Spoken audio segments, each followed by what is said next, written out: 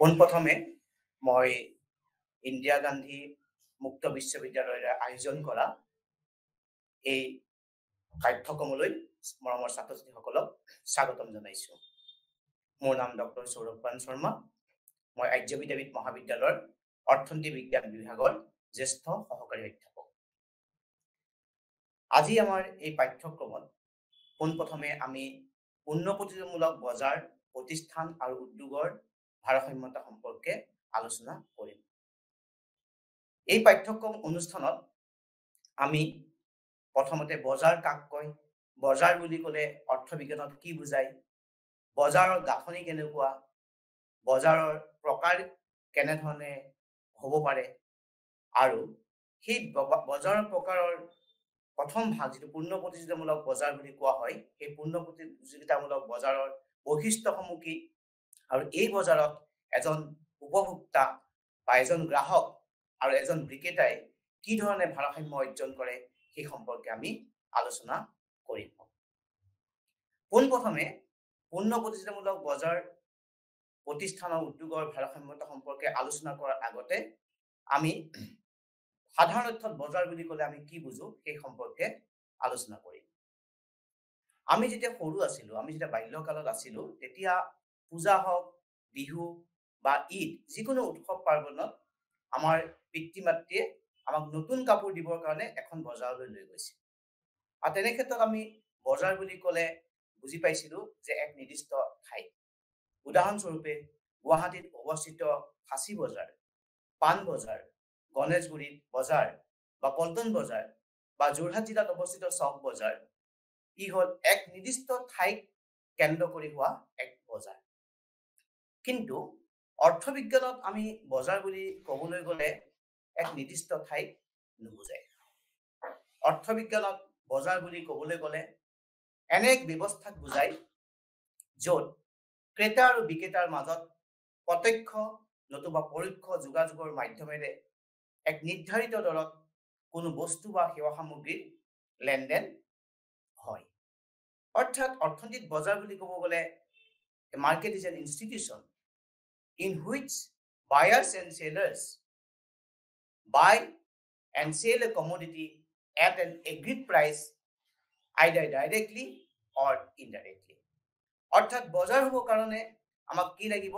ক্ৰেতা মানে গ্ৰাহক আৰু বিক্ৰেতা মানে বেচোতাৰ প্ৰয়োজন হ'ব। সেই গ্ৰাহক আৰু বিক্ৰেতাৰ মাজত যোগাযোগটো প্ৰত্যক্ষ হ'ব পাৰে, সেই যোগাযোগ পৰোক্ষ হ'ব পাৰে।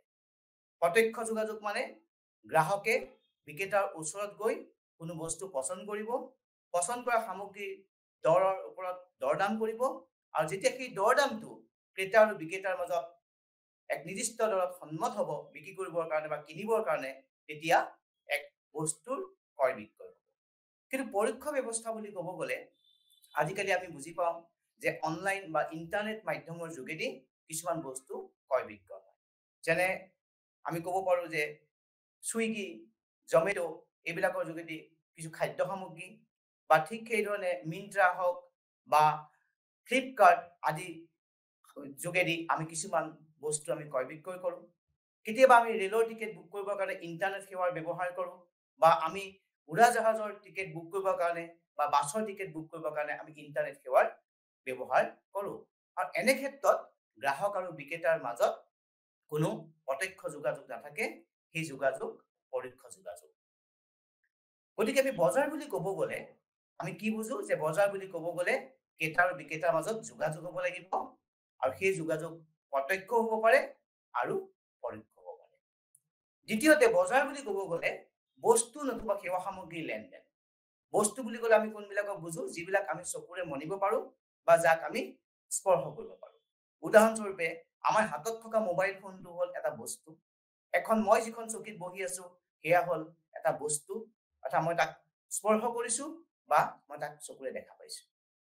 কিন্তু সেৱা সামগ্ৰী বুলি ক'ব গ'লে আমি যেতিয়া ডাক সেৱাৰ কথা ক'ব বিচাৰো বা আমি ইণ্টাৰনেট সেৱাৰ কথা ক'ব বিচাৰো, তাৰ আমি যোগেদি আমাৰ উপযোগিতা বা আমাৰ অভাৱ পূৰণৰ যিটো ক্ষমতা থাকে, উপযোগিতা আমি লাভ কৰোঁ, কিন্তু তাক আমি চকুৰে বা হাতেৰে স্পৰ্শ কৰিব নোৱাৰো, কিন্তু উপযোগিতাটো আমি অনুভৱ কৰিব পাৰোঁ।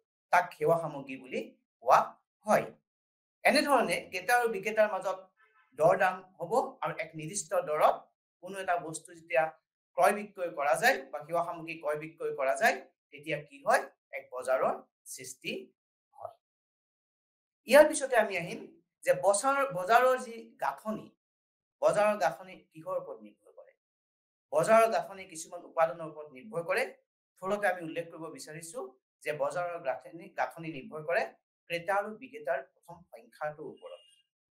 কাৰণ কিছুমান বজাৰত দেখা যায় ক্ৰেতা আৰু বিক্ৰেতাৰ পৰিমাণ অসংখ্য থকা দেখা যায়। উদাহৰণস্বৰূপে আমি যি বিষয়ে আলোচনা কৰিম পূৰ্ণ প্ৰতিযোগিতামূলক বজাৰ যা বা সম্পূৰ্ণ প্ৰতিযোগিতামূলক বজাৰ যাক ইংৰাজীত কোৱা হয় পাৰফেক্ট কম্পিটিশ্যন, তাত ক্ৰেতা আৰু বিক্ৰেতাৰ পৰিমাণ অসংখ্য থাকে। কিন্তু কেতিয়াবা দেখা যায় যে এজন বিক্ৰেতা থাকে কিন্তু অসংখ্য ক্ৰেতা থাকে, তাক আমি একচেটিয়া বা মনোপলি বুলি কোৱা হয়। কেতিয়াবা বিক্ৰেতাৰ পৰিমাণ অলপ থাকে যাক আমি অল্পতান্ত্ৰিক বা স্বল্পতান্ত্ৰিক বজাৰ বুলি কোৱা হয়, অলিগোপলি। কেতিয়াবা আকৌ কি থাকে এজন ক্ৰেতা এজন বিক্ৰেতা থাকে, তাক দয়াধিকাৰ বজাৰ বুলি কোৱা হয়। আৰু কেতিয়াবা দেখা যায় যে ক্ৰেতা এজন থাকিব কিন্তু বিক্ৰেতা অসংখ্য থাকিব, তাক এক গ্ৰাহকতান্ত্ৰিক বজাৰ বুলি কোৱা হয়। গতিকে ক্ৰেতা আৰু বিক্ৰেতাৰ ওপৰতো সংখ্যাৰ ওপৰতো বজাৰৰ গাঁথনি নিৰ্ভৰ কৰে। ঠিক সেইধৰণে দ্ৰব্যৰ যি প্ৰকৃতিৰ ওপৰতো বজাৰৰ গাঁথনি নিৰ্ভৰ কৰে।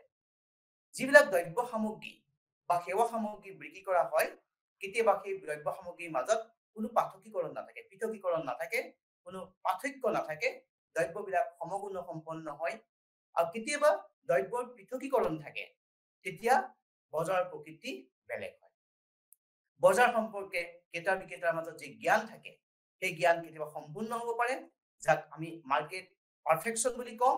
আৰু বজাৰ সম্পৰ্কে ক্ৰেতা বিক্ৰেতাৰ মাজত জ্ঞান থকা দেখা নাযায় সম্পূৰ্ণ জ্ঞান, তাক মাৰ্কেট ইমপাৰফেকশ্যন বুলি কোৱা হয়। তেতিয়াও বজাৰৰ গাঁথনি বেলেগ। প্ৰতিষ্ঠানৰ প্ৰৱেশ আৰু প্ৰস্থানৰ স্বাধীনতাৰ ওপৰতো বজাৰৰ গাঁথনি নিৰ্ভৰ কৰে। মুক্ত প্ৰৱেশ মুক্ত প্ৰস্থান থাকিব পাৰে, বা নতুন প্ৰতিষ্ঠান বা আগৰ প্ৰতিষ্ঠানৰ প্ৰস্থান বা নতুন প্ৰতিষ্ঠানৰ প্ৰৱেশত কিছুমান বাধ্যবাধকতা থাকে, তেতিয়াও কি কৰে বজাৰৰ গাঁথনি বেলেগ হোৱা দেখিবলৈ পোৱা যায়। গতিকে আমি হ্ৰস্বকালীন বজাৰ আৰু কেতিয়াবা বজাৰৰ সময় দীৰ্ঘকালীন হ'ব পাৰে। ঠিক সেইধৰণে স্থানৰ ওপৰত নিৰ্ভৰ কৰি বজাৰ স্থানীয় বজাৰ হ'ব পাৰে, বজাৰ ৰাষ্ট্ৰীয় বজাৰ হ'ব পাৰে, আন্তঃৰাষ্ট্ৰীয়। যেতিয়া স্থানীয় বজাৰ আমাৰ ওচৰতে বা নিকটৱৰ্তী যি ঠাইত বজাৰ হয় তাক আমি স্থানীয় বুলি কওঁ। যেতিয়া ৰাষ্ট্ৰীয় মাধ্যমত বজাৰ হ'ব তাক ৰাষ্ট্ৰীয় বজাৰ, আৰু যেতিয়া দুখন বা ততোধিক দেশৰ মাজত বজাৰ হ'ব তেনে বজাৰক আমি আন্তঃৰাষ্ট্ৰীয় বজাৰ বা বিদেশী বজাৰ বুলি কোৱা হয়, যাক আমি ইংৰাজীত ফৰেন মাৰ্কেট বুলি কওঁ। ঠিক সেইধৰণে প্ৰতিযোগিতাৰ মাত্ৰা অৰ্থাৎ ডিগ্ৰী অফ কম্পিটিশ্যন, সেই তাৰ ওপৰত নিৰ্ভৰ কৰি বজাৰ সম্পূৰ্ণ প্ৰতিযোগিতামূলক বজাৰ হ'ব পাৰে বা অসম্পূৰ্ণ বা অপূৰ্ণ প্ৰতিযোগিতামূলক বজাৰ হ'ব পাৰে। কিন্তু এইখিনিতে আমি উল্লেখ কৰিব লাগিব যে অৰ্থবিজ্ঞানত বজাৰৰ প্ৰকাৰ বিশেষকৈ প্ৰতিযোগিতাৰ মাত্ৰাৰ ওপৰতেই নিৰ্ভৰ কৰে, যাৰ ওপৰত বজাৰ সম্পূৰ্ণ প্ৰতিযোগিতামূলক বজাৰ আৰু অসম্পূৰ্ণ প্ৰতিযোগিতামূলক বজাৰ বুলি কোৱা হয়। সম্পূৰ্ণ বা পূৰ্ণ প্ৰতিযোগিতামূলক বজাৰৰ বিষয়ে আলোচনা কৰাৰ আগতে অপূৰ্ণ প্ৰতিযোগিতামূলক বজাৰৰ প্ৰকাৰসমূহ কি হ'ব পাৰে আমি আলোচনা কৰিম। অপূৰ্ণ প্ৰতিযোগিতামূলক বজাৰ বুলি ক'ব গ'লে একচেটিয়া বজাৰ, একাধিকাৰ বজাৰ, স্বল্পতান্ত্ৰিক বজাৰ, দ্বয়াধিকাৰ বজাৰ, দ্বিপাক্ষিক একচেটিয়া বজাৰ আৰু এক গ্ৰাহক কেন্দ্ৰিক বজাৰক বুজায়। একচেটিয়া বজাৰ মনোপলি, য'ত কেৱল এজন বিক্ৰেতা থাকিব, গ্ৰাহকৰ পৰিমাণ যথেষ্ট থাকিব, বেছি থাকিব, আৰু সেই বিক্ৰেতাই উৎপাদন কৰা সামগ্ৰীৰ তেওঁই একচ্ছত্ৰী মালিক হ'ব বা উৎপাদনকাৰী হ'ব। তাৰ কোনো নিকটৱৰ্তী সামগ্ৰী বেলেগ উৎপাদনকাৰী উৎপাদন নকৰিব। তেনে বজাৰক আমি একচেটিয়া বজাৰ বুলি ক'ব পাৰোঁ। উদাহৰণস্বৰূপে আমি ক'ব বিচাৰোঁ যে যেতিয়া আমাৰ অসমলৈ মোবাইল সেৱা আহিছিলে, প্ৰথমতে ৰিলায়েন্স কোম্পানী আহিছিলে ইণ্টাৰনেট সেৱাৰ বাবে, তেতিয়া ৰিলায়েন্স কোম্পানী অসমত একচেটিয়া মোবাইল সেৱাৰ বজাৰ আৰম্ভ কৰিছিল। ইয়াৰ পিছত আহিম একাধিকাৰ বজাৰ, যাক আমি ইংৰাজীত মনোপলিষ্টিক কম্পিটিশ্যন বুলি ক'ব বিচাৰোঁ। একাধিকাৰ বজাৰ হৈছে পূৰ্ণ প্ৰতিযোগিতামূলক বজাৰ আৰু একচেটিয়া বজাৰৰ সংমিশ্ৰণ।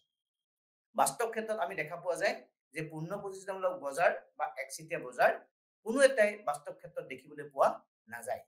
গতিকে মিছেছ জোৱান ৰবিনছন আৰু প্ৰফেচৰ চেম্বাৰলিনে একাধিকাৰ বজাৰ ধাৰণাটো উলিয়াইছিলে। চেম্বাৰলিন আৰু জোৱান ৰবিনছনে একচেটিয়া বজাৰ আৰু সম্পূৰ্ণ প্ৰতিযোগিতামূলক বজাৰৰ উপাদানসমূহক লগ কৰি একাধিকাৰ বজাৰ আৰু একাধিকাৰ বজাৰৰ মূল বৈশিষ্ট্য হৈছে উৎপাদনকাৰী সামগ্ৰীৰ মাজত বিভেদীকৰণ দেখিবলৈ পোৱা যায়।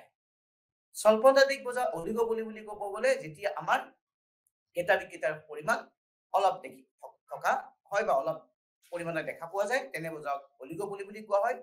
দয়াধিকাৰ বুলি ক'ব গ'লে এজন গ্ৰাহক এজন বিক্ৰেতা দয়াধিকাৰ বজাৰ বুলি ক'লে যেতিয়া আমাৰ বিক্ৰেতাৰ পৰিমাণ দুজন হ'ব। দয়াধিকাৰ বুলি ক'লে যেতিয়া বিক্ৰেতাৰ পৰিমাণ দুজন থাকিব তেনে বজাৰক দয়াধিকাৰ বুলি কোৱা হয়। আৰু দ্বিপাক্ষিক একচেটিয়া বজাৰ যাক আমি বাইলেটাৰেল মনোপলি বুলি কোৱা হয় তাত এজন ক্ৰেতা আৰু এজন বিক্ৰেতা থাকিব। মই পুনৰ কৈছো দয়াধিকাৰ বুলি ক'বলৈ গ'লে এনে এখন বজাৰক বুজায় য'ত বিক্ৰেতাৰ পৰিমাণ দুজন থাকিব যাক ইংৰাজীত ডুঅপলি বুলি কোৱা হয়। দ্বিপাক্ষিক একচেটিয়া বজাৰ বুলি ক'ব গ'লে বাইলেটাৰেল মনোপলি য'ত এজন গ্ৰাহক আৰু এজন বিক্ৰেতা থাকিব। আৰু এক গ্ৰাহক কেন্দ্ৰিক বজাৰ য'ত গ্ৰাহকৰ পৰিমাণ এজন কিন্তু বিক্ৰেতাৰ পৰিমাণ বহুত থাকে। উদাহৰণস্বৰূপে এক গ্ৰাহক কেন্দ্ৰিক বজাৰ আমি শ্ৰম বজাৰৰ ক্ষেত্ৰত দেখা পোৱা যায়। কোনো এটা অঞ্চলত যেতিয়া এটাই উদ্যোগ থাকিব সেই উদ্যোগে যেতিয়া শ্ৰমিকক নিয়োগ কৰিব শ্ৰমিকসকলে তেওঁলোকৰ শ্ৰম সেৱা বিক্ৰী কৰিবৰ কাৰণে উদ্যোগটোত আহিব। তেওঁলোকে নিয়োগ পাবৰ কাৰণে অহা মানে তেওঁলোকে শ্ৰম কাৰ্য তেওঁলোকে প্ৰদান কৰিবৰ কাৰণে উদ্যোগটোত আহিব। কিন্তু উদ্যোগটোত যদি এজন গ্ৰাহকৰে প্ৰয়োজন যদি হয় যে এজন শ্ৰমিকৰে প্ৰয়োজন হয় তেতিয়া তাক এক গ্ৰাহক কেন্দ্ৰিক বজাৰ বুলি কোৱা হয় আৰু ইয়াক ইংৰাজীত মনোশ্ৰেণী বুলি কোৱা হয়। গতিকে একচেটিয়া বজাৰ, একাধিকাৰ বজাৰ, স্বল্পতান্ত্ৰিক বজাৰ, দয়াধিকাৰ বজাৰ, দ্বিপাক্ষিক একচেটিয়া বজাৰ আৰু এক গ্ৰাহক কেন্দ্ৰিক বজাৰ এই সম্পৰ্কে আমি পিছৰ যিবিলাক পাঠ্যক্ৰম হ'ব সেই তাত আমি সম্পূৰ্ণভাৱে বা আমি ডিটেইলছ আমি আলোচনা কৰিম।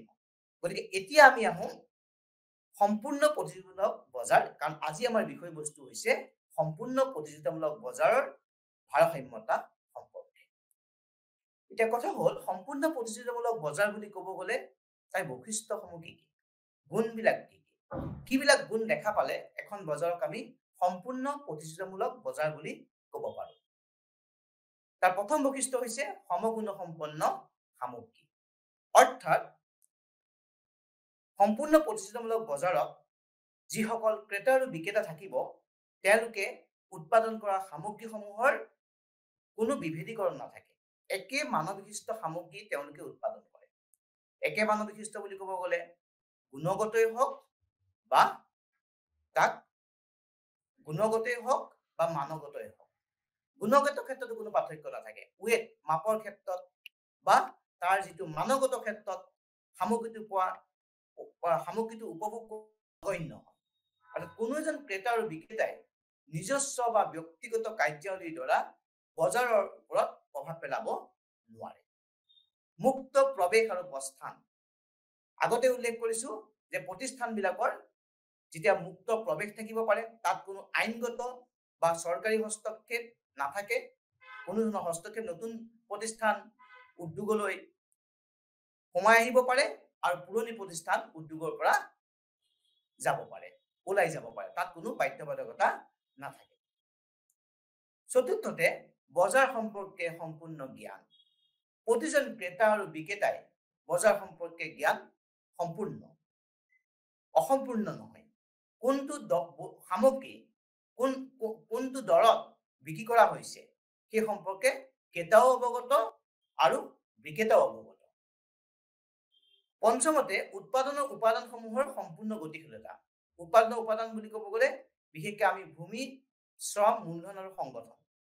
গতিকে এই চাৰিটা উপাদানৰ সম্পূৰ্ণ গতিশীলতা দেখিবলৈ পোৱা যায়। অৰ্থাৎ সিহঁতক এঠাইৰ পৰা আন ঠাইলৈ স্থানান্তৰিত কৰিব পাৰি। স্থানান্তৰিত কৰিব পাৰি মানে যদি এডোখৰত মোৰ ভূমি আছে সেই ভূমি আমি বেলেগ এঠাইৰ ভূমিৰ লগত আমি তাক হস্তান্তৰিত কৰিব পাৰোঁ। শ্ৰমিকসকল এঠাইৰ পৰা আন ঠাইলৈ তেওঁলোক অহা যোৱা কৰিব পাৰে, তাত কোনো বাধ্যবাধকতা নাথাকে। এটা উদ্যোগৰ পৰা বেলেগ এটা প্ৰতিষ্ঠানলৈ তেওঁলোক যাব পাৰে, এটা প্ৰতিষ্ঠানৰ পৰা বেলেগ এটা প্ৰতিষ্ঠানত তেওঁলোক যাব পাৰে, গতিকে তাত কোনো বাধ্যবাধকতা নাথাকে। আৰু ষষ্ঠ যিটো বৈশিষ্ট্য সেইটো হৈছে পৰিবহন ব্যয় শূন্য। পৰিবহন ব্যয় বুলি ক'ব গ'লে উৎপাদিত সামগ্ৰীসমূহ উৎপাদন কৰাৰ পিছত বজাৰলৈ লৈ অহা ব্যয় শূন্য বুলি সম্পূৰ্ণ প্ৰতিযোগিতামূলক বজাৰত কোৱা হৈছে। এই ছয়টা হৈছে সম্পূৰ্ণ প্ৰতিযোগিতামূলক বজাৰৰ উল্লেখযোগ্য বৈশিষ্ট্য। এতিয়া আমাৰ মনত এটা হয়তো প্ৰশ্ন আহিব পাৰে যে যদি এখন বজাৰত এই বৈশিষ্ট্যসমূহ গোটেইকেইটাই দেখা পোৱা নাযায়, তেতিয়া বজাৰখনক আমি সম্পূৰ্ণ প্ৰতিযোগিতামূলক বজাৰ বুলি ক'ব পাৰিম নে নোৱাৰিম? যদি এখন বজাৰত ধৰা হওক প্ৰথম যি তিনিটা বৈশিষ্ট্য, সমগুণ সম্পন্ন সামগ্ৰী, অসংখ্য ক্ৰেতা আৰু বিক্ৰেতা, মুক্ত প্ৰৱেশ আৰু প্ৰস্থান, এই বৈশিষ্ট্যকেইটা দেখা পোৱা গৈছে, বাকী পিছৰ যিকেইটা বৈশিষ্ট্য যেনে বজাৰ সম্পৰ্কে সম্পূৰ্ণ জ্ঞান, উৎপাদনসমূহৰ সম্পূৰ্ণ গতিশীলতা বা পৰিবহন ব্যয় শূন্য, এইখিনি দেখা পোৱা নাযায়, তেতিয়াহ'লে আমি বজাৰখনক কি বজাৰ বুলি আমি অভিহিত কৰিব পাৰিম? সেয়া হৈছে তেনে বজাৰক আমি শুদ্ধ বা নিখুঁত প্ৰতিযোগিতামূলক বজাৰ বুলি ক'ব পাৰো। শুদ্ধ, যাক ইংৰাজীত কোৱা হয় পিয়ৰ কম্পিটিশ্যন। সম্পূৰ্ণ প্ৰতিযোগিতামূলক বজাৰ, যাক ইংৰাজীত কোৱা হয় পাৰফেক্ট কম্পিটিশ্যন। এতিয়া কথা হ'ল সম্পূৰ্ণ আৰু শুদ্ধ প্ৰতিযোগিতামূলক বজাৰৰ পাৰ্থক্য কি হ'ব পাৰে? আমি এই উদাহৰণৰ পৰা আমি বুজি পাইছো যে সম্পূৰ্ণ প্ৰতিযোগিতামূলক বজাৰত এই ছয়টা বৈশিষ্ট্য থাকিবই লাগিব, কিন্তু যিটো আমি শুদ্ধ বা নিখুঁত প্ৰতিযোগিতামূলক বজাৰ, তাত প্ৰথম তিনিটা বৈশিষ্ট্য থাকিলেই তাক আমি শুদ্ধ বুলি ক'ব পাৰো। গতিকে আমি ক'ব পাৰো যে সম্পূৰ্ণ প্ৰতিযোগিতামূলক বজাৰৰ ধাৰণাটো শুদ্ধ প্ৰতিযোগিতামূলক বজাৰৰ ধাৰণাতকৈ ব্যাপক। গতিকে এখন বজাৰ যেতিয়া সম্পূৰ্ণ প্ৰতিযোগিতামূলক বজাৰ হ'ব, তেনে বজাৰ স্বয়ংক্ৰিয়ভাৱে শুদ্ধ প্ৰতিযোগিতামূলক বজাৰলৈ ৰূপান্তৰিত হ'ব। কিন্তু এখন বজাৰ শুদ্ধ প্ৰতিযোগিতামূলক বজাৰ হলে সি সম্পূৰ্ণ প্ৰতিযোগিতামূলক বজাৰ নহ'ব।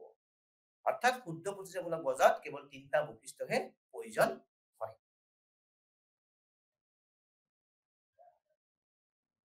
ইয়াৰ পিছতে আমি আহিম গড় আয় আৰু প্ৰান্তিক আয়, যাক প্ৰান্তীয় আয় বুলি কোৱা হয়। ৰেখাৰ আকৃতি কেনেকুৱা?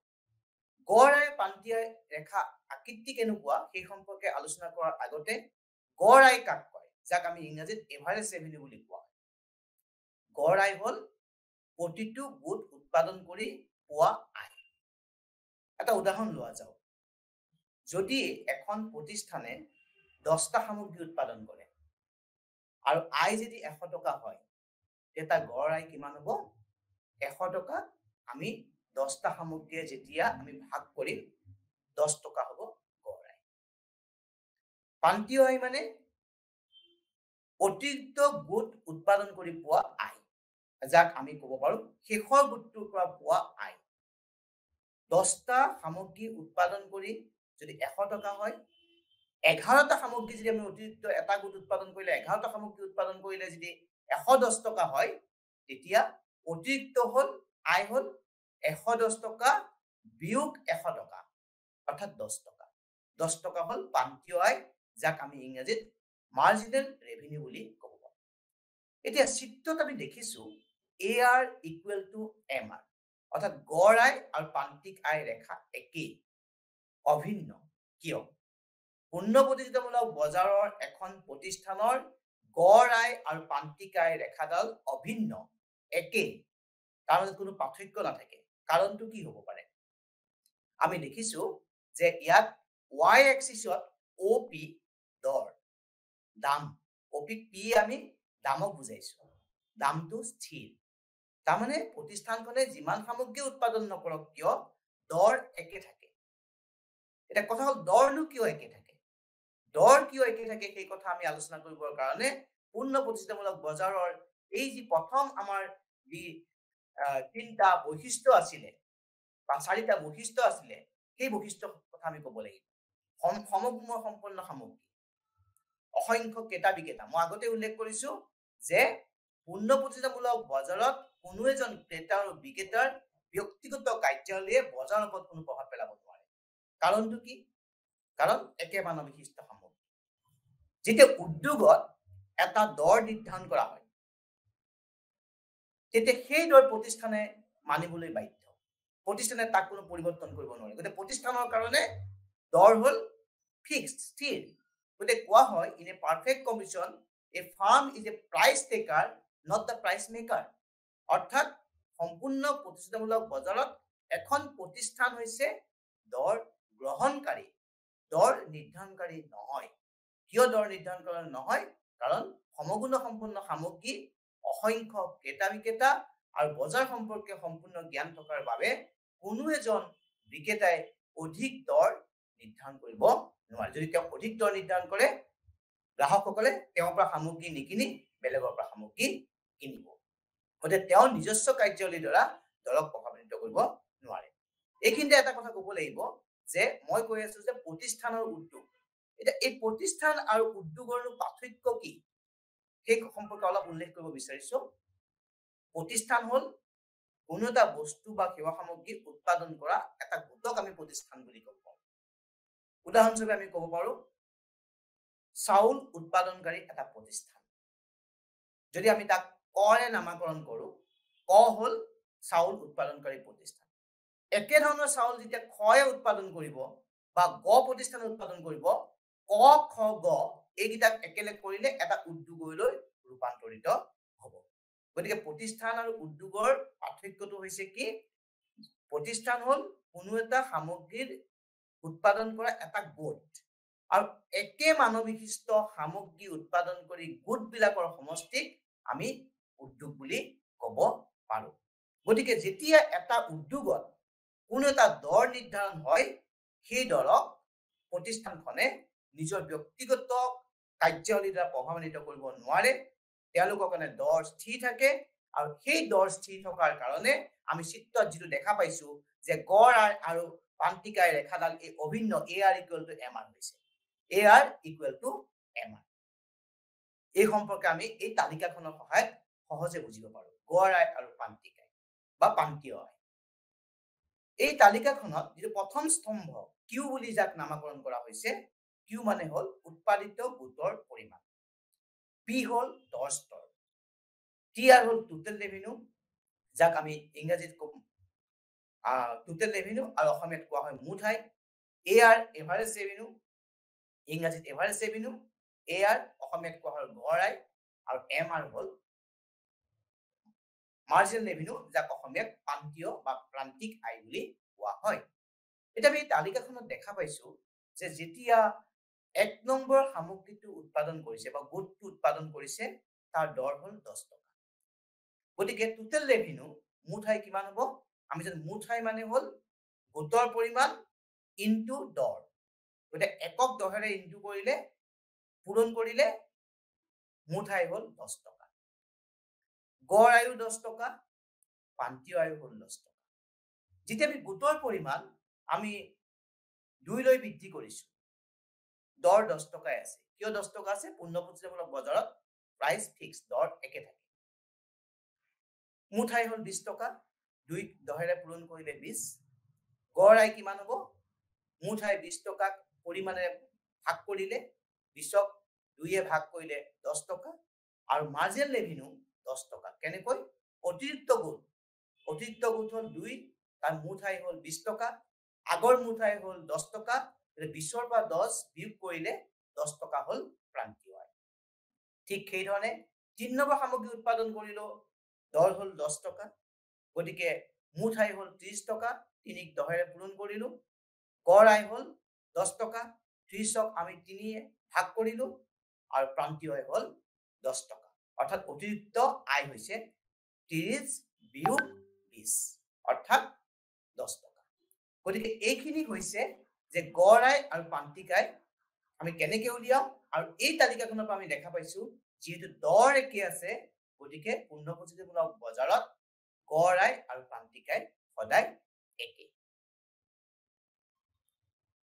এতিয়া আহিব আমি ভাৰসাম্যৰ চক্ৰ। ভাৰসাম্য চক্ৰ বুলি ক'ব গ'লে আমি দুটা কথা আলোচনা কৰিব লাগিব। এটা হ'ল মুঠ আয় আৰু মুঠ ব্যয়ৰ তত্ত্ব, আৰু আনটো হ'ল প্ৰান্তীয় আয় আৰু প্ৰান্তীয় ব্যয় তত্ত্ব। এতিয়া আমি চিত্ৰত দেখা পাইছো যে এই যিটো টিআৰ মানে হ'ল টোটেল ৰেভিনিউ, TC মানে হল টোটেল কষ্ট।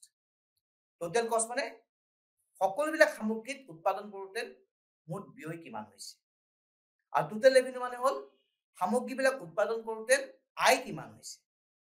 এতিয়া আমি প্ৰথমতে আমি দেখা পাইছো যে এই প্ৰথমতে যেতিয়া টোটেল লছ, তাৰমানে যেতিয়া টোটেল কষ্টটো টোটেল ৰেভিনিউতকৈ যেতিয়া বেছি আছে, টোটেল কষ্ট যেতিয়া মুঠ ব্যয়ৰ পৰিমাণ মুঠ আয়তকৈ যেতিয়া বেছি আছে, তেতিয়া আমি কি দেখা পাইছো যে প্ৰতিষ্ঠানখনে লোকচানৰ সন্মুখীন হৈছে।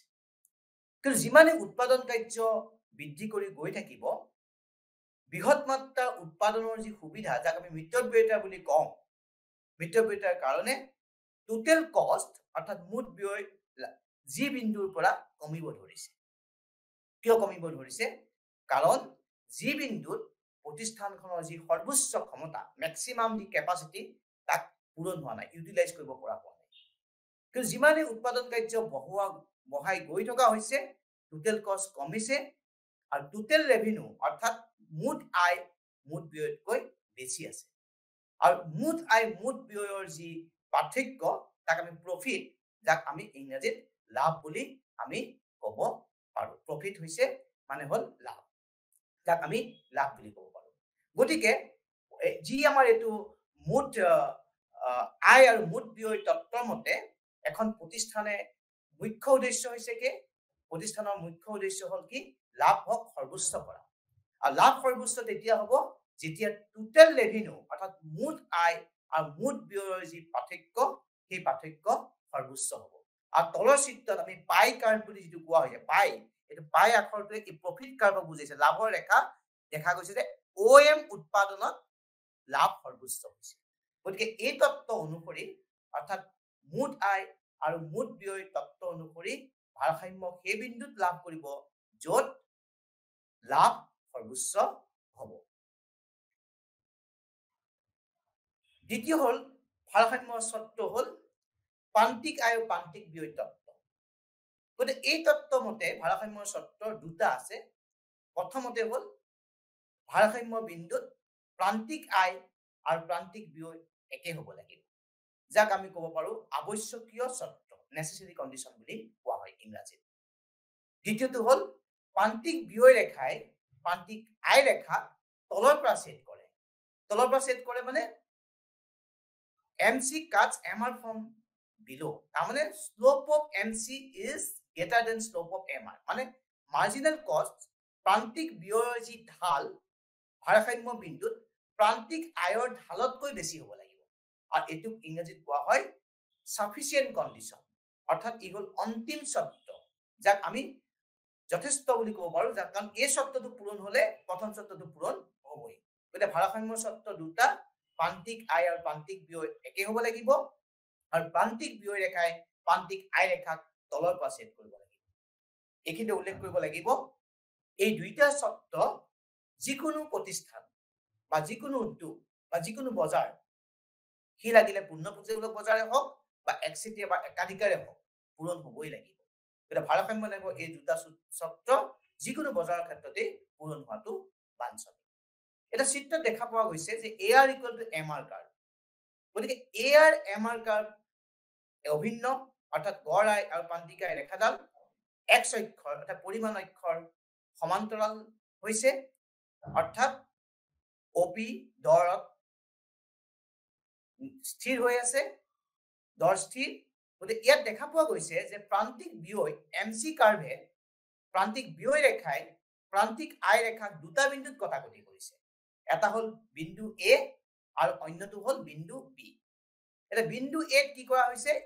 MC curve Katz MR curve from above, অৰ্থাৎ প্ৰান্তিক ব্যয় ৰেখাই প্ৰান্তিক আয় ৰেখাক ওপৰৰ পৰা কাটিছে, ওপৰৰ পৰা ছেদ কৰিছে। আৰু B বিন্দুত প্ৰান্তিক ব্যয় ৰেখাই প্ৰান্তিক আয় ৰেখাক তলৰ পৰা ছেদ কৰিছে। এতিয়া A বিন্দুটোক আৰু B বিন্দুত প্ৰথম চৰ্ত পূৰণ হৈছে, যিটো আমি আৱশ্যকীয় চৰ্ত বুলি কওঁ, নেচেচাৰী কণ্ডিশ্যন পূৰণ হৈছে। কিন্তু A বিন্দুত দ্বিতীয় চৰ্ত পূৰণ হোৱা নাই। দ্বিতীয় চৰ্তটো পূৰণ হৈছে কেৱল B বিন্দু। এতিয়া B বিন্দুত ভাৰসাম্য বিন্দু বুলি আমি কিয় কওঁ? কাৰণ ভাৰসাম্য মানে কি? ভাৰসাম্য হল এনে এক ব্যৱস্থা বা এনে এক অৱস্থা য'ৰ পৰা প্ৰতিষ্ঠানৰ পুনৰ গতি কৰাৰ কোনো প্ৰৱণতা নাথাকিব। There is no tendency to increase the output from the point of equilibrium. Equilibrium লাভ কৰাৰ পিছৰ পৰা, ইকুইলিব্ৰিয়াম ভাৰসাম্য লাভৰ পিছৰ পৰা প্ৰতিষ্ঠানখনৰ কোনো গতি কৰাৰ কোনো প্ৰৱণতা নাথাকিব। এটা এই বিন্দুত যেতিয়া এমচি কাৰ্ভে প্ৰান্তিক ব্যয় ৰেখাই মাৰ্জিনেল কষ্ট কাৰ্ভে এমআৰ কাৰ্ভক প্ৰান্তিক আই ৰেখাক কাটিছে, ইয়াৰ পিছত যদি উৎপাদন আমি বৃদ্ধি কৰো কি হ'ব? উৎপাদন বৃদ্ধি কৰিলে এইটো দেখা পোৱা গৈছে যে প্ৰান্তিক ব্যয় ৰেখা প্ৰান্তিক আই ৰেখাৰ তলত থাকিব। যেতিয়া প্ৰান্তিক ব্যয় ৰেখা প্ৰান্তিক আই ৰেখাৰ তলত থাকিব মানে প্ৰতিটো অতিৰিক্ত গোট উৎপাদন কৰোঁতে যিমান তোমাৰ ব্যয় হ'ব, যিমানখিনি ব্যয় হ'ব তাতকৈ সেই গোটটো উৎপাদন কৰি পোৱা আয় বেছি হ'ব, অৰ্থাৎ প্ৰতিষ্ঠানখনে লাভৰ সন্মুখীন হ'ব। আৰু এই যি অতিৰিক্ত লাভ, এই অতিৰিক্ত লাভে প্ৰতিষ্ঠানখনক উৎপাদন কাৰ্য বৃদ্ধি কৰি গৈ থকাত তেওঁক অনুপ্ৰাণিত কৰিব। He will expect more profit. গতিকে যেতিয়া ফাৰ্মখনে অধিক লাভ কৰাৰ আশা থাকিব, এক্সপেক্টেশন থাকিব, আশা থাকিব, তেতিয়া প্ৰতিষ্ঠানখনে উৎপাদন কাৰ্য বৃদ্ধি কৰি গৈ থাকিব। গতিকে এই পইণ্টক, এই বিন্দুক আমি কেতিয়াও ভাৰসাম্য বিন্দু বুলি ক'ব নোৱাৰো। কিন্তু যেতিয়া এমচি কাৰ্ভে অৰ্থাৎ প্ৰান্তিক ব্যয় ৰেখাই প্ৰান্তিক আই ৰেখাক তলৰ পৰা কাটিছে, তেতিয়া কি হৈছে? তলৰ পৰা কটাৰ পিছত যদি উৎপাদন কাৰ্য প্ৰতিষ্ঠানখনে বৃদ্ধি কৰিব গৈ থাকে, তেতিয়া আমি দেখা পোৱা যাব যে অতিৰিক্ত গোট উৎপাদন কৰা ব্যয়ৰ পৰিমাণ অতিৰিক্ত গোটৰ পৰা লাভ কৰা আয়তকৈ বেছি হ'ব। অৰ্থাৎ যদি এটা অতিৰিক্ত গোট উৎপাদন কৰোঁতে আমি 50 টকা খৰচ কৰিছো, তেতিয়াহ'লে অতিৰিক্ত গোটটোৰ পৰা আমি 30 টকাহে লাভ কৰিছো। গতিকে কোনো ৰেচনেল ফাৰ্মে, যুক্তিবাদী কোনো প্ৰতিষ্ঠানে বিতকৈ অধিক উৎপাদন আৰু নকৰিব। কাৰণ আমি অৰ্থবিজ্ঞানৰ এটা জানো যে আমি সকলো rational, we are all rationals, we are not irrational. Rational মানে যুক্তিবাদী। গতিকে যুক্তিবাদী প্ৰতিষ্ঠানখনে আৰু কেতিয়াও লোকচান সন্মুখীন হৈ সি উৎপাদন কাৰ্য আৰু বৃদ্ধি কৰি গৈ নাথাকে। গতিকে বি বিন্দুতে প্ৰতিষ্ঠানখনে ভাৰসাম্য লাভ কৰিব, য'ত প্ৰান্তীয় ব্যয় ৰেখাই প্ৰান্তীয় আই ৰেখাক তলৰ পৰা কাটিব। ইয়াৰ পিছতে আমি আহিম ভাৰসাম্যৰ যিটো দ্বিতীয় চৰ্তৰ তাৰ গাণিতিক ব্যাখ্যা। গাণিতিক ব্যাখ্যা বুলি ক'ব গ'লে আমি ইয়াত এটা উদাহৰণ লৈছো, যাক মই টিচি বুলি উল্লেখ কৰিছো। টিচি বুলি লৈছো মানে টোটেল কষ্ট 10q square plus 17q plus 66 price p5 আৰু টোটেল ৰেভিনিউ কিমান হ'ব? প্ৰাইস মাল্টিপ্লাইড বাই কোৱান্টিটি 5q। অৰ্থাৎ টোটেল কষ্ট হ'ল মুঠ ব্যয়। এইটো এটা আমি ফলন লৈছো, আমি এটা ফাংচনছ লৈছো। গতিকে ভাৰসাম্য দ্বিতীয় চৰ্তৰ গাণিতিক অৰ্থ হৈছে, অলৰেডি মই উল্লেখ কৰিছো, ইতিমধ্যে উল্লেখ কৰিছো যে ভাৰসাম্য বিন্দুত প্ৰান্তিক ব্যয় ৰেখাৰ ঢাল প্ৰান্তিক আই ৰেখাৰ ঢালতকৈ বেছি। অলৰেডি মই এই কথা ইতিমধ্যে আমি আলোচনা কৰিছো যে ভাৰসাম্য বিন্দুত এমচি কাৰ্ভ শ্লোপটো, এমআৰ কাৰ্ভৰ শ্লোপটো, শ্লোপ মানে ঢাল নাই, শ্লোপ 0, ঢাল 0, কিন্তু এমচি কাৰ্ভৰ শ্লোপটো পজিটিভ। গতিকে MC curve cuts MR curve from below. গতিকে এতিয়া আমি টোটেল কষ্ট যিটো আমি কৈছো, অৰ্থাৎ মুঠ যিটো ব্যয়, এই মুঠ ব্যয়ৰ পৰা আমি গাণিতিক সূত্ৰ ব্যৱহাৰ কৰি মাৰ্জিনেল কষ্ট ব্যৱহাৰ কৰিছো। গতিকে এইখিনিতে অলপমান গাণিতিক সূত্ৰৰ প্ৰয়োজন হ'ব। যিসকল ছাত্ৰ ছাত্ৰীৰ গাণিতিক তেওঁলোকৰ পটভূমিটো বা তেওঁলোকৰ বেকগ্ৰাউণ্ড তেওঁলোকে নাই, তেওঁলোকে ডিফাৰেন্সিয়েশ্যন যিটো অৱকলনৰ এটা ফৰ্মুলা মই ইয়াত সূত্ৰ দিছো, যিটো মই ইয়াত স্লাইডত দেখুৱাইছো যে y equal to x to the power n, তাক আমি যেতিয়া ডিফাৰেন্সিয়েট কৰিম dy by dx equal to n into x to the power n minus 1। এইটো পাৱাৰ ৰুল বুলি কোৱা হয়, n টো হ'ল পাৱাৰ। গতিকে যেতিয়া আমি এটা ফাংচন বা এটা ফলনক আমি ডিফাৰেন্সিয়েট কৰিম, সেইটো হ'ব n equal to x to the power n minus 1। গতিকে এতিয়া আমি এই সূত্ৰটো যেতিয়া আমি ডিফাৰেন্সিয়েট কৰিম, মাৰ্জিনেল কষ্ট মানে হৈছে গাণিতিকভাৱে মাৰ্জিনেল কষ্ট মানে কি আছে? অতিৰিক্ত গোটৰ পৰা পোৱা উৎপাদন। আৰু গাণিতিকভাৱে যদি আমি ব্যৱহাৰ কৰো, মাৰ্জিনেল কষ্ট মানে হৈছে টোটেল কষ্ট ফাংচন, মুঠ ব্যয় ফাংচনক যেতিয়া আমি ডিফাৰেন্সিয়েট কৰিম, আমি মাৰ্জিনেল কষ্ট পাম, প্ৰান্তিক ব্যয় পাম। গতিকে যেতিয়া আমি যিটো আমাৰ টোটেল কষ্ট ফাংচন আছিল q cube minus 10q square plus 17q plus 66, ইয়াক যদি আমি ডিফাৰেন্সিয়েট কৰিম, প্ৰথম আমি ডিফাৰেন্সিয়েট কৰিম q কিউবক। গতিকে আমাৰ ফৰ্মুলা সূত্ৰটো কি আছিল? যদি y equal to x to the power n হয়, dy by dx equal to n into x to the power n minus 1। এতিয়া মই q কিউবক যেতিয়া ডিফাৰেন্সিয়েট কৰিম, 3 into q to the power n minus 1 3 minus 1 মানে হল 2 thrice q square ঠিক তেনেকৈ মই যে q square ডিফাৰেন্সিয়েট কৰিম -10 এটো কোএফিচিয়েন্ট হহক আগৰ পৰাই আছে গতে -10 ক লগত 2 into over 20 n minus 1 2 minus 1 মানে 1 গতিকে 20q 17q ডিফাৰেন্সিয়েশন আমি q যেটা q ডিফাৰেন্সিয়েট কৰিম এটো মানে হ'ব 1 1 মানে যদি মই আগত 1 টো আনো n into q to the power 1 minus 1 মানে 0 গতিকে q to the power 0 মানে হল 1 গতিকে ইয়াত কেৱল 17 থাকিব 66 টো হল এটা ধ্ৰুবক কনস্ট্যান্ট টাৰ্মক ডিফাৰেন্সিয়েট কৰিলে ডিফাৰেন্সিয়েশনৰ সূত্ৰ মতে ই শূন্য হয় গতিকে মাৰ্জিনাল কষ্ট হল 3q square minus 20q plus 17 ঠিক সেইধৰণে মাৰ্জিনাল ৰেভিনিউ যেটা আমি কৰিম আমি টোটাল ৰেভিনিউ ডিফাৰেন্সিয়েট কৰিছো গাণিতিক সূত্ৰ ব্যৱহাৰ কৰি আৰু আমি জানো যে ডিফাৰেন্সিয়েশন of q with respect to q যেটা আমি কৰিম 1 হ'ব গতে ই হ'ব 5 গতে মাৰ্জিনাল ৰেভিনিউ হল 5 আৰু মাৰ্জিনাল কষ্ট হল 3q square minus 20q plus 17 এটা গাণিতিক আমি এই সূত্ৰটো ব্যৱহাৰ কৰোতে ভাৰসাম্যৰ প্ৰথম চৰ্ত কি আছিল mr equal to mc বা mc equal to mr অৰ্থাৎ প্ৰান্তিক ব্যয় আৰু প্ৰান্তিক আয় একে হ'ব লাগিব গতে মই ইয়াত mr equal to mc mr মানে 5 mc মানে হল thrice q square minus 20q plus 17 ইয়াত যেটা মই একেলেক কৰিম আমি এটা সূত্ৰ পাম বা এটা আমি ফাংচন পাম ফলন পাম এটো হল সৰলীকৰণৰ পিছত ফলনটো হ'ব 3q square minus 20q plus 12 গতে এই যেটো আমি ফলন পালো ফাংশনস পালো ইয়াক যেটো আমি পূৰ্ণবৰ্গীকৰণ যেটো formula s equal to minus b plus minus root over b square minus 4ac by twice এটো আমি আমাৰ যেতিয়া হাই স্কুলৰ উচ্চ মাধ্যমিক পৰীক্ষাত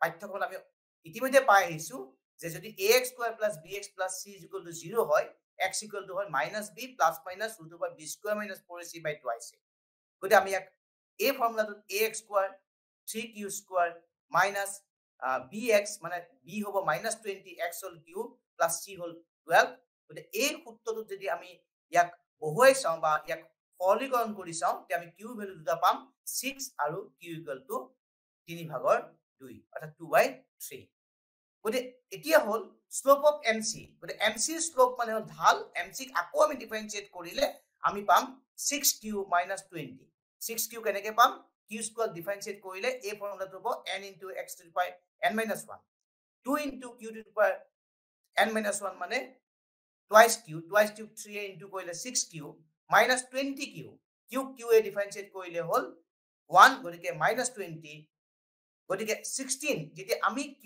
যদি আমি দুটা ভ্যালু আছিল 6 পুট কৰিলে আমি ইয়াৰ ভ্যালু পাম 16 আৰু q যদি আমি 2/3 মানে 3 ভাগৰ 2 যদি আমি ইয়াক বহুৱাই চাও ইয়াৰ ভ্যালু পাম minus 16 এটা কথা হল যে আমি জানো যে slope of mc is greater than slope of mr slope of mc হল 16 যেটো mr স্লোপ হল 0 আৰু slope of mc hall -16 slope of mr হল 0 গতিকে mc স্লোপ mr স্লোপতকৈ অৰ্থাৎ প্ৰান্তিক ব্যয়ৰ যি ঢাল সেই ঢাল প্ৰান্তিক আয়ৰ ঢালতকৈ যদি বেছি হ'ব হয় তেতিয়া হলে qৰ মূল্য হ'ব 6 অৰ্থাৎ কিউৰ উৎপাদন প্ৰতিষ্ঠানখনে 6টা সামগ্ৰী উৎপাদন কৰোতে এই ভাৰসাম্যৰ শৰ্ত দুটা পূৰণ হৈছে এইটো হৈছে ভাৰসাম্যৰ শৰ্তৰ যেটো প্ৰান্তিক ব্যয় আৰু প্ৰান্তিক আয় তত্ত্বৰ গাণিতিক ব্যাখ্যা এটোত অলমান গণিতৰ প্ৰয়োজন হ'ব গতিকে ইয়াৰ কাৰণে আমাৰ গণিতৰ ডিফাৰেন্সিয়েশন অবকলনৰ আমাৰ যেটো পাঠ্যক্ৰম এই পাঠ্যক্ৰমৰ প্ৰয়োজন হ'ব ইয়াৰ পিছতে আমি আহিম অন্য এটা বিষয়লৈ যেটো হল সমবিচ্ছেদ বিন্দু ব্ৰেক ইভেন পইণ্ট এতিয়া কথা হল যেতিয়া আমি কষ্ট প্ৰডাকশন আমি কৰো কষ্ট প্ৰডাকশন অৰ্থাৎ উৎপাদনৰ ব্যয় দুটা ভাগত ভাগ কৰা হয় এটা হল উৎপাদন ব্যয় মুঠ ব্যয় ইকুয়াল টু মুঠ ব্যয় সমান মুঠ স্থিৰ ব্যয় আৰু মুঠ পৰিৱৰ্তনশীল ব্যয় মুঠ স্থিৰ ব্যয় আৰু মুঠ পৰিৱৰ্তনশীল ব্যয়ৰ সমষ্টি হল মুঠ ব্যয় এটা স্থিৰ ব্যয় মানে যন্ত্ৰপাতি কৰা ব্যয় বা কোনো গৃহ নিৰ্মাণত হোৱা ব্যয় এটা নতুন প্লান্ট বা আঁচনিৰ ওপৰত কৰা ব্যয় কি হল স্থিৰ যাক কোনো পৰিৱৰ্তন নহয়, তাক পৰিৱৰ্তন কৰাটো হ্ৰস্বকালত সম্ভৱ নহয়, তেনে ব্যয়ক স্থিৰ বুলি কোৱা হয়। পৰিৱৰ্তনশীল ব্যয় যি ব্যয় উৎপাদনৰ পৰিমাণৰ ওপৰত নিৰ্ভৰ কৰে। যদি উৎপাদনৰ পৰিমাণ শূন্য হয়, পৰিৱৰ্তনশীল ব্যয়ও শূন্য হ'ব, কিন্তু স্থিৰ ব্যয় শূন্য নহয়। যিমানে উৎপাদন কাৰ্য বৃদ্ধি কৰি গৈ থকা যাব, সিমানে পৰিৱৰ্তনশীল ব্যয় বৃদ্ধি হৈ গৈ থাকিব, কিন্তু স্থিৰ ব্যয় একে থাকিব। এটা উদাহৰণস্বৰূপে আমি যদি এটা উদাহৰণ ল'ব বিচাৰো, এতিয়া ইন্দিৰা গান্ধী মুক্ত বিশ্ববিদ্যালয়ে আমাৰ গুৱাহাটী যিটো ৰিজনেল চেণ্টাৰ আছে, যিটো আঞ্চলিক কেন্দ্ৰ আছে, সেই আঞ্চলিক কেন্দ্ৰৰ যিবিলাক ষ্টাডি চেণ্টাৰ, অধ্যয়ন কেন্দ্ৰবিলাকত যিবিলাক গৃহ আছে, সেই গৃহবিলাক হৈছে স্থিৰ ব্যয়, বা ৰিজনেল চেণ্টাৰৰ যিটো আঞ্চলিক কেন্দ্ৰৰ যিটো কাৰ্যালয়, সেইটো হৈছে স্থিৰ। কাৰণ উৎপাদন যদি কাইলৈ ইন্দিৰা গান্ধী মুক্ত বিশ্ববিদ্যালয়ে কোনো ছাত্ৰ ছাত্ৰীক নামভৰ্তি নকৰায়, তেতিয়াও কিন্তু যিটো তেওঁলোকে গৃহ নিৰ্মাণ কৰিলে, সেই গৃহ নিৰ্মাণটো অলৰেডি তাক ইতিমধ্যে ব্যয় কৰা হৈ গ'ল, বা এখন মহাবিদ্যালয়ত যিটো গৃহ নিৰ্মাণ কৰা হয়, ব্যয় কৰা হৈ গৈছে।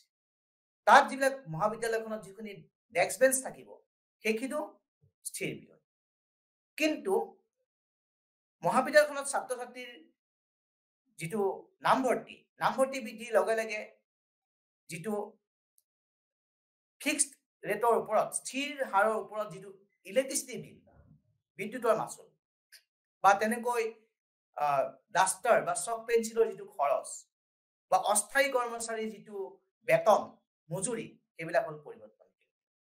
এতিয়া আমি চিত্ৰত দেখা পাইছো যে OB হ'ল ফিক্সড কষ্ট আৰু BC হ'ল ভেৰিয়েবল। গতিকে এই ভেৰিয়েবল কষ্ট আৰু ফিক্সড কষ্টৰ সমষ্টি হৈছে মুঠ কষ্ট, BC মুঠ কষ্ট। BC মুঠ কষ্টটো হ'ল ফিক্সড কষ্ট,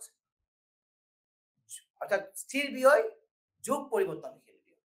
এটা সমবিচ্ছেদ বিন্দু বুলি ক'লে আমি এনে এটা বিন্দুক বুজো যিয়ে সেই মাত্ৰাই উৎপাদন কৰিব য'ত কেৱল সেই মাত্ৰা উৎপাদন কৰি পোৱা আয়ে মুঠ স্থিৰ আৰু পৰিৱৰ্তনশীল ব্যয়কহে সামৰি লয়। অৰ্থাৎ মুঠ আয় আৰু মুঠ ব্যয়ৰ সমান হয়। অৰ্থাৎ এই পইণ্টটোক আমি কোৱা হয় নো প্ৰফিট নো লছ, কোনো লাভ নাই, কোনো লোকচান নাই। এইটোক কোৱা হয় সমবিচ্ছেদ বিন্দু, ব্ৰেক ইভেন পইণ্ট। গতিকে ব্ৰেক ইভেন পইণ্ট বুলি ক'লে আমি বুজো যে সেই পৰিমাণৰ উৎপাদন, যি উৎপাদনে সিমানখিনিয়ে আমাক আয় প্ৰদান কৰিব, যি আয়ে মুঠ স্থিৰ আৰু পৰিৱৰ্তনশীল ব্যয়কহে সামৰি লয়। এটা উদাহৰণ, পৰিৱৰ্তনশীল ব্যয় যদি 10,000 টকা হয়, মুঠ ব্যয় হ'ল 30,000 টকা। গতিকে মুঠ আয় যদি 30,000 টকা হয়, আমি কম যে প্ৰতিষ্ঠানখনে ব্ৰেক ইভেন পইণ্ট, সমবিচ্ছেদ বিন্দুত অৱনীত বা উপনীত হৈছে, সমবিচ্ছেদ বিন্দুত উপনীত হৈছে। এতিয়া হ'ল সমবিচ্ছেদৰ সূত্ৰটো কি?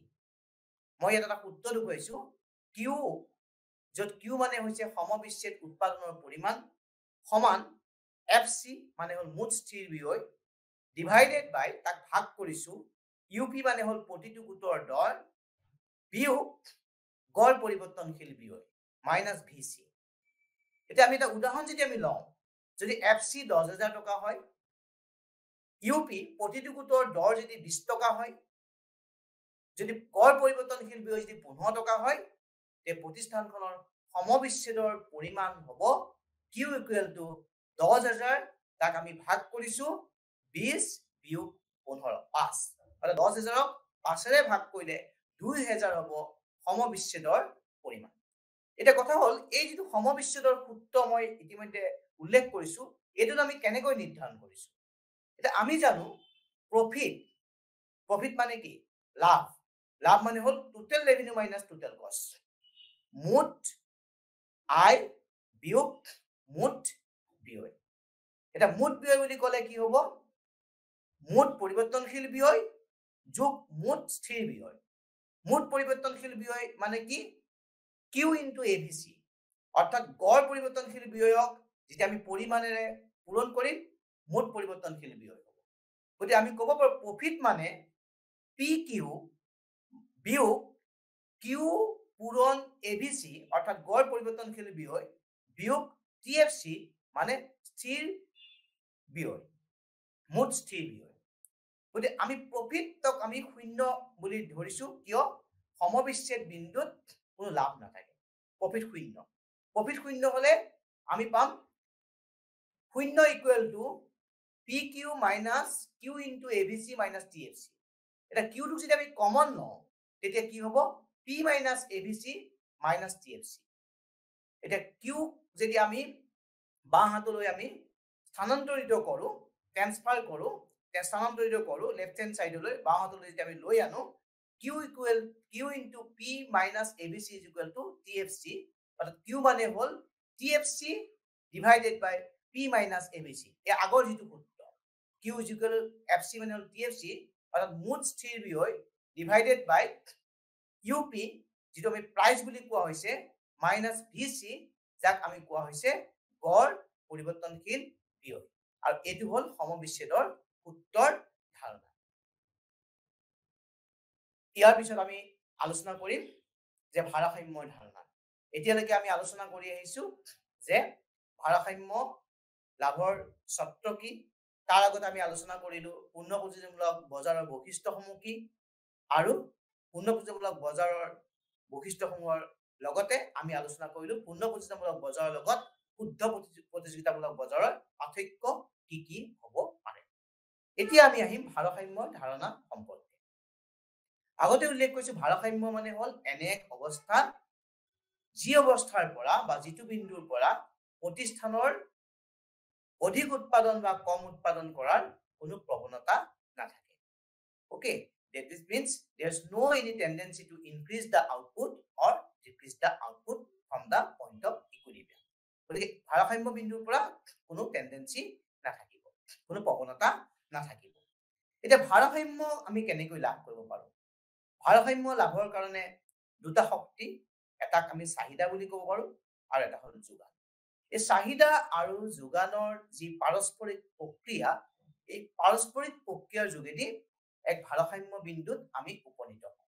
এতিয়া কথা হ'ল চাহিদা কাক কয়? সাধাৰণতে চাহিদা বুলি ক'ব গ'লে আমি বুজি পাওঁ যে কোনো এটা বস্তুৰ প্ৰতি যেতিয়া আমাৰ পাবলৈ হাবিয়াস থাকে তাক চাহিদা। কিন্তু অৰ্থবিজ্ঞানত চাহিদা বুলি ক'ব গ'লে কেৱল হাবিয়াস বা আকাংক্ষা থাকিলে চাহিদা নহয়, সেই বস্তুটো পাব পৰা বা কিনিব পৰা যিটো ক্ৰয় ক্ষমতা সেইটো আমাৰ থাকিব লাগে। উদাহৰণস্বৰূপে এজন শিশুৱে মাকৰ কোলাত যেতিয়া কয় যে মা মোক জোনবাইটো আনি দিয়া, জোনবাইটো বিচাৰি শিশুটোৱে কান্দিব পাৰে, শিশুটোৰ ইচ্ছা যে মাকে তাক জোনবাইটো আনি দিয়ক, কিন্তু সি চাহিদা নহয়। কিয় চাহিদা নহয়? কাৰণ মাকে জোনবাইটো আনিব পৰা ক্ষমতা নাই। ঠিক সেইধৰণে এজন ভিক্ষাৰীয়ে যদি বিচাৰে যে মই এখন গাড়ী মোৰ কাৰণে কিনিব বিচাৰো, যদি তেওঁ প্ৰকৃত অৰ্থত ভিক্ষাৰী হয়, ভিক্ষাৰীজনৰ কাৰণে গাড়ী কিনাটো তেওঁ সক্ষমতা নাথাকে। গতিকে এজন ভিক্ষাৰীৰ গাড়ী কিনাৰ যিটো ইচ্ছা সি কেতিয়াও চাহিদা হ'ব নোৱাৰে, কাৰণ তেওঁ সিমানখিনি ক্ৰয় ক্ষমতা নাথাকে। গতিকে ক্ৰয় ক্ষমতাৰ দ্বাৰা সমৰ্থিত অভাৱক আমি চাহিদা বুলি কওঁ। আৰু যোগান মানে হৈছে কি, কোনো এটা নিৰ্দিষ্ট দৰত উৎপাদনকাৰী কিমানখিনি সামগ্ৰী বজাৰত বিক্ৰীৰ বাবে উলিয়াই দিয়ে তাক আমি যোগান বুলি ক'ব পাৰোঁ। এতিয়া চাহিদা বিধিৰ অনুসৰি যেতিয়া অন্য সকলোবিলাক কথা একে থাকে, দাম বাঢ়িলে চাহিদা কমে। এতিয়া অন্য সকলোবিলাক কথা একে থাকে মানে অন্য সামগ্ৰীৰ দৰ একে থাকিব লাগিব, ভোক্তাৰ ৰুচি অভিৰুচিৰ পৰিৱৰ্তন হ'ব নালাগিব, বা আয়ৰ পৰিৱৰ্তন হ'ব নালাগিব। গতিকে এইবিলাক কথা যদি একে থাকে তেতিয়া দাম বাঢ়িলে চাহিদা কমে আৰু দাম কমিলে চাহিদা বাঢ়ে। এইটোক চাহিদা বিধি বুলি কোৱা হয়। আৰু এই চাহিদা বিধিৰ মতে এডাল চাহিদা ৰেখা সদায় বাওঁ হাতৰ পৰা সোঁ হাতলৈ নিম্নগামী হয়। Demand curve slopes downward from left to the right, অৰ্থাৎ from price axis to the quantity axis. দৰ অক্ষৰ পৰা পৰিমাণ অক্ষলৈ চাহিদা ৰেখা সদায় নিম্নগামী হয়। অন্যহাতে আমাৰ যিটো যোগান ৰেখা কিন্তু দাম বাঢ়িলে যোগান বাঢ়ে, অন্য সকলোবিলাক কথা যেতিয়া একে থাকিব, দাম বাঢ়িলে যোগান বাঢ়ে। এই অন্য সকলোবিলাক কথা একে থকাটোক আমি কোৱা হয় চেটেৰিছ পেৰিবাছ ক্লজ। চেটেৰিছ পেৰিবাছ ক্লজ। অন্য যেতিয়া সকলোবিলাক কথা একে থাকিব, দাম বাঢ়িলে যোগান বাঢ়িব। গতিকে যোগান ৰেখাডাল বাওঁ হাতৰ পৰা মানে সোঁ হাতলৈ ওপৰলৈ উঠি যায়, ঢাল খায়। গতিকে it slopes upward from left to the right. অৰ্থাৎ দৰ অক্ষৰ পৰা পৰিমাণ অক্ষলৈ ই ঊৰ্ধ্বগামী। গতিকে যোগান আৰু যি চাহিদা, এই চাহিদাৰ পাৰস্পৰিক ক্ৰিয়া প্ৰতিক্ৰিয়াৰ যোগেদি এক ভাৰসাম্য বিন্দুত এখন প্ৰতিষ্ঠান বা এটা উদ্যোগ উপনীত হয়। এতিয়া আমি চিত্ৰত দেখা পাইছো যে ডি হৈছে চাহিদা ৰেখা আৰু এছ হৈছে যোগান ৰেখা। দুইডালে ইডালক সিডালক ই বিন্দুত কটাকটি কৰিছে। গতিকে আমি ক'ব পাৰো যে অ' পি দৰ ভাৰসাম্য আৰু অ' কিউ পৰিমাণ ভাৰসাম্য। গতিকে ভাৰসাম্য পৰিমাণ হ'ল অ' কিউ আৰু অ' পি হ'ল ভাৰসাম্য দৰৰ পৰিমাণ। কিয় ভাৰসাম্য বুলি কোৱা হৈছো তাক আমি আলোচনা কৰিলে আমি গম পাম। যদি আমি দৰৰ পৰিমাণ অ' পিৰ পৰা যদি আমি P1 লৈ আমি বৃদ্ধি কৰি দিওঁ, অ' পিৰ পৰা যদি আমি P1 লৈ আমি যেতিয়া বৃদ্ধি কৰি দিছো, তেতিয়া দেখা পাইছো যে সাপ্লাই এক্সিডছ ডিমাণ্ড। অৰ্থাৎ যোগানৰ পৰিমাণ চাহিদাতকৈ বেছি হৈছে, যাক আমি এক্সেছ সাপ্লাই, অতিৰিক্ত যোগান বা ঘাটি চাহিদা। গতিকে অতিৰিক্ত যেতিয়া যোগান হ'ব, তাৰ অনুপাতে যেতিয়া চাহিদা নাথাকিব, তেতিয়া প্ৰতিষ্ঠানখনে দাম হ্ৰাস কৰিবলৈ বাধ্য। গতিকে excess supply reduces the price downward. অতিৰিক্ত যোগানে দৰক নিম্নমুখী কৰি তুলিব। অন্যহাতে আকৌ দৰ যদি অ'পি2 হয়, ভাৰসাম্য দৰ অ'পিতকৈ কমি আহি যদি অ'পি2 হয়, আমি চিত্ৰত দেখিছো যে ডেফিচিট সাপ্লাই। ডেফিচিট সাপ্লাই এই এৰো মাৰ্কে তাৰ চিহ্ন আমি দেখাইছো যে ডেফিচিট সাপ্লাই অৰ্থাৎ অতিৰিক্ত চাহিদা। এতিয়া চাহিদা অনুপাতে যে যোগান কম হ'ব, আমি জানো যে দাম বৃদ্ধি হ'ব। গতিকে এই এক্সেছ সাপ্লাই, অতিৰিক্ত যোগান আৰু ঘাটিৰ যোগান বা অতিৰিক্ত চাহিদাই অৱশেষত ই বিন্দুত পুনৰ ভাৰসাম্যক প্ৰতিষ্ঠিত কৰিব। অৰ্থাৎ চাহিদা আৰু যোগানৰ ক্ৰিয়া প্ৰক্ৰিয়াৰ সহায়ত excess supply and deficit will be wiped out, deficit supply will be wiped out and equilibrium will be restored. অৰ্থাৎ চাহিদা আৰু যোগানৰ ক্ৰিয়া প্ৰক্ৰিয়াৰ সহায়ত অতিৰিক্ত যোগান আৰু ঘাটি যোগান বা অতিৰিক্ত চাহিদা নাইকিয়া হ'ব আৰু ই বিন্দুত ভাৰসাম্য পুনৰ প্ৰতিষ্ঠিত হ'ব। এই আমি গম পালো যে চাহিদা আৰু যোগানৰ ক্ৰিয়া প্ৰক্ৰিয়াৰ সহায়ত কেনেধৰণে ভাৰসাম্যত উপনীত হ'ব পাৰি। এইখিনিতে মই ছাত্ৰ ছাত্ৰীসকলক ক'ব বিচাৰো যে এই ধাৰণাটোৰ ওপৰত তোমালোকে পৰীক্ষাত এটা প্ৰশ্ন পাব পাৰা যে কি ধৰণে চাহিদা আৰু যোগানৰ অতিৰিক্ত মানে ঘাটি বা অতিৰিক্ত যোগান আঁতৰি পেলাই, অতিৰিক্ত যোগান বা আঁতৰি পেলাই কি ধৰণে ভাৰসাম্য প্ৰতিষ্ঠিত হয়। এতিয়া আহিলে ভাৰসাম্য নিৰ্ধাৰণত সময়ৰ গুৰুত্ব। যদিও আমি কৈছো যে ভাৰসাম্য নিৰ্ধাৰণত চাহিদা আৰু যোগানৰ ক্ৰিয়া প্ৰক্ৰিয়াৰ সহায়ত এক ভাৰসাম্য বিন্দুত উপনীত হয়, কিন্তু অধ্যাপক মাৰ্চেলে কৈছে যে সময়ৰ ওপৰত ভিত্তি কৰি চাহিদা আৰু যোগানৰ প্ৰভাৱ ভিন্ন ভিন্ন। আৰু তেখেতে সময়ক তিনিটা ভাগত ভাগ কৰিছে: ভেৰি শৰ্ট পিৰিয়ড, অতি হ্ৰস্বকাল, শৰ্ট পিৰিয়ড, হ্ৰস্বকাল আৰু দীৰ্ঘকাল। এতিয়া অতি হ্ৰস্বকাল কাক কয়? অতি হ্ৰস্বকাল বুলি ক'ব গ'লে এনে এটা সময় বুজায় য'ত স্থিৰ ব্যয় থাকে, অৰ্থাৎ যোগানৰ পৰিমাণ বৃদ্ধি কৰিব নোৱাৰি, স্থিৰ ব্যয়ৰ কোনো পৰিৱৰ্তন, সকলোবিলাক ব্যয় স্থিৰ হয়। গতিকে কোনো ক্ষেত্ৰত যোগান বৃদ্ধি কৰিব, যোগান সদায় স্থিৰ থাকে। হ্ৰস্বকাল হ'ল এনে এটা সময় য'ত পৰিৱৰ্তনশীল ব্যয় বৃদ্ধি বা হ্ৰাসৰ যোগেদি যোগানক চাহিদা অনুসাৰে খাপ খুৱাব পাৰে। আৰু দীৰ্ঘকাল হ'ল এনে এটা সময় যিটো সময়ত সকলোবিলাক ব্যয় পৰিৱৰ্তনশীল there is no any fixed cost. কোনো স্থিৰ ব্যয় নাথাকে। এতিয়া অতি হ্ৰস্বকালৰ সময়টোক বজাৰ কাল বা মাৰ্কেট পিৰিয়ড বুলি কোৱা হয়। আৰু এই অতি হ্ৰস্বকালত সামগ্ৰীবিলাক দুটা ধৰণৰ আমি সামগ্ৰী দেখা পাওঁ। এটা হ'ল সহজে নষ্ট হোৱা দ্ৰব্য পেৰিচিবল গুডছ, আৰু এটা হ'ল সহজে নষ্ট নোহোৱা সামগ্ৰী নন পেৰিচিবল গুডছ বা ডিউৰেবল গুডছ। এতিয়া সহজে নষ্ট হোৱা যিবিলাক সামগ্ৰী আছে, উদাহৰণস্বৰূপে আমি ক'ব পাৰোঁ মাছ, মাংস, শাক পাচলি, গাখীৰ, এই সামগ্ৰীবিলাক সাঁচি ৰাখিব নোৱাৰি। এই সামগ্ৰীবিলাক বজাৰলৈ অনাৰ 2 এদিনৰ ভিতৰতে ইয়াক বিক্ৰী কৰিবলগীয়া হয়। আৰু এনে ক্ষেত্ৰত যি যোগান ৰেখা, সেই যোগান ৰেখা সম্পূৰ্ণ অস্থিতিস্থাপক। অতি হ্ৰস্বকালীন যোগান ৰেখা, যাক আমি VSPS বুলি কওঁ, ভেৰি শ্বৰ্ট পিৰিয়ড আমাৰ ছাপ্লাই কাৰ্ভ। ই সম্পূৰ্ণ অস্থিতিস্থাপক মানে ই পৰিমাণ অক্ষৰ লগত লম্ব আৰু দৰ অক্ষৰ ই সমান্তৰাল।